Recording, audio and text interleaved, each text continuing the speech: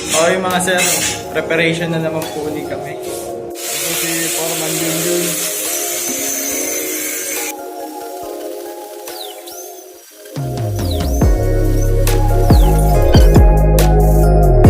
Safety tip. Pagkatas gamitin yung power tool. Tanggalin sa saksak.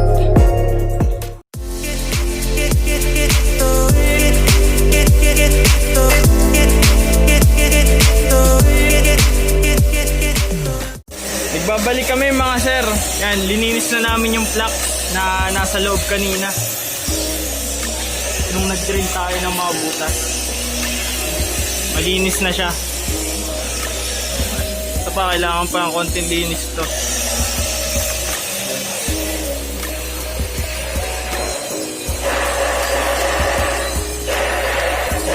Kasama sa trabaho ay pag-check ng ano nila eh, quality ng gawa eh.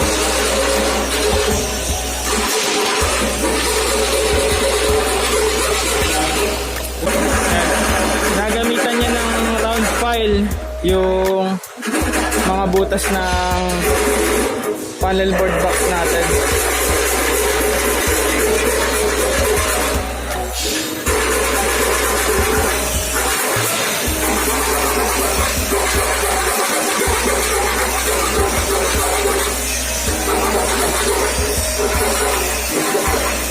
Ginagawa namin yan para yung butas ay makinis para pagpasok ng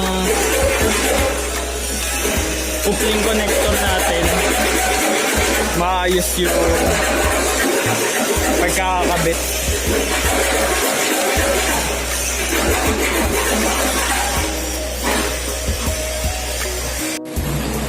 Paliwanag ko lang uli yung above finish flooring natin. Kinukuha namin yan sa civil. Tinatanong namin sa kanila, sila ang maglalagay niyan. So, hindi tayo yung maglalagay kasi sila yung bahala sa finish flooring ng netong baba eh. So, dapat sila sa kanila manggagaling yung above finish flooring. Start na kami mag-install mga sir.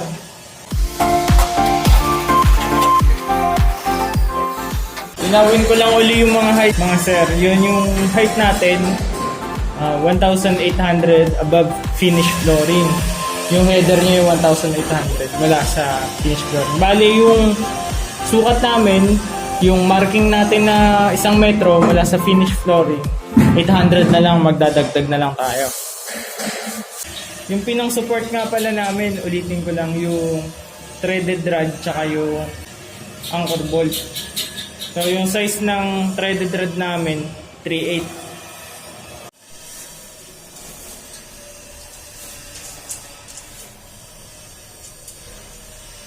Lalagyan ng washer ni sir.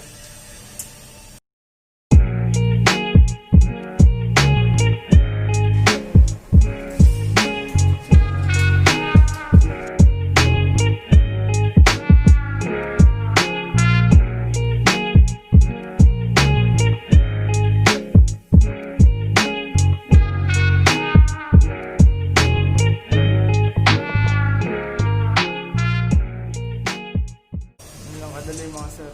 So, ulit-ulit sa mga di nakakaalam. So, yung supply niya, yun. Ito. 3-phase system. RYB line 1, line 2, line 3 plus ground. Dito mo siya is ito sa mga e-students. Ito line side, dito load side. Pagdating naman sa mga branches niya, load line side, dito yung load side. Dito ito terminate yung grounding. Okay. Sinisigapan lang na sir yung panel board natin para hindi matanggal.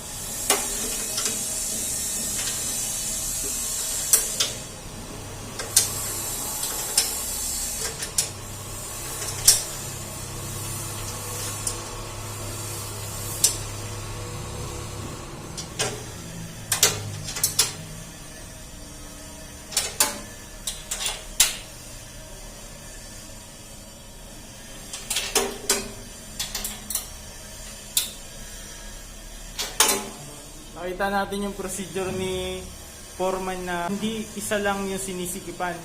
So, pag nasikipan niya ng konti dito sa unang side, sisikipan niya sa kabila. O sisikipan niya sa taas para pantay yung pagsikip. Hindi yung itotodo mo ng sikip dito sa unang nut and washer mo. Hindi pwedeng ganun. So, dapat balance lagi. Yan. So, next step. Next step, kapit na natin ito ng EMT pipe. Pupunta rin sa kanan galing sa nakikita nyo itong PVC na yan. Itong wire na to, itong supply itong mid breaker na para sa kwarto ito. Ang size ng wire natin is 5.5. Tapos ang amperahe ng breaker natin is 40 amperes. So yung mga branches ng breaker, 20 na lang. Pagkatapos natin ikabit, ililibel natin kung tama yung ano. Yan, kung pantay. Yan, okay. Sa taas, sir. So, bali parehas lang naman yung sa taas at sa baba. Double check lang natin. Okay, bitawan, sir. Baka sabihin nila, iniipit eh. Okay.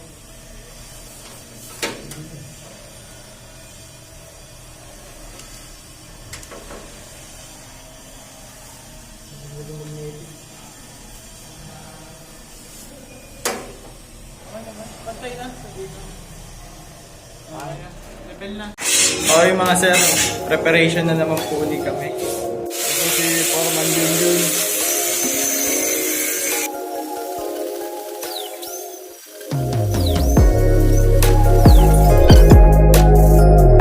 Safety tip. Pagkatapos gamitin yung power tool, tanggalin sa saksak.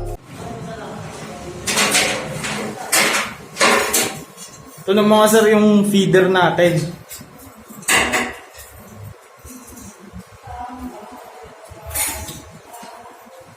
Nalagay na ni Foreman Junjun.